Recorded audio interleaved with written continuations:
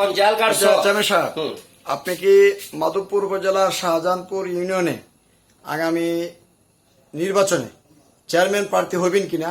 আমি সম্ভাব্য চেয়ারম্যান বলছি। আমার জনগণকে একটা সান্ত্বনা দিচ্ছি, আমি সম্ভাব্য চেয়ারম্যান আছি।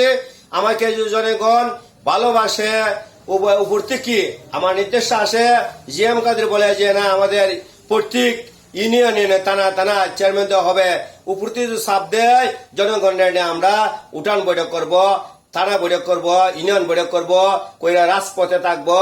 রাজপথের নেতা না হলে জেল কাটা হয় না, মিথ্যা মামলা জেল কাটেছি। আপনারা শাহজাহানপুর ইউনিয়নবাসীর উদ্দেশ্যে বলেন আপনি ভোট চান কিনা? হ্যাঁ, আমি সম্ভাব্য চেয়ারম্যান হিসেবে আছি। এমনও হইতে পারে যদি আমার উপর থেকে হঠাৎ আসে বিপুল বুটে আমি জনগণের রায় নিয়ে আমি শাহজাহানপুর ইউনিয়নের চেয়ারম্যান হইতে পারো, সেই আশা কামনা করি। আমার মানুষকে ভালোবাসে, আমি মানুষের তাতে সর্বনা। আচ্ছা, আপনি যদি পাস করেন তাহলে ইউনিয়নের জন্য কি করবেন? আমি ইউনিয়নের স্বপ্ন একটুই, ন্যায় বিচারের অধিকারী, ন্যায় বিচার যদি মানুষে পায়, চুর সামাতে ডাকাতি এগুলা বদ্ধ হয়, মানুষের যেন শান্তি মতো চারটা ভাত খাইতে পারে, সাধারণ মানুষ যাতে বসবাস করতে পারে, এদেশের নাগরিক হিসাবে শান্ত শৃঙ্খলায় বসবাস করতে পারে, এবং আল্লাহ রসুলের কথাবার্তা আমরা সবার মুখে পারিব।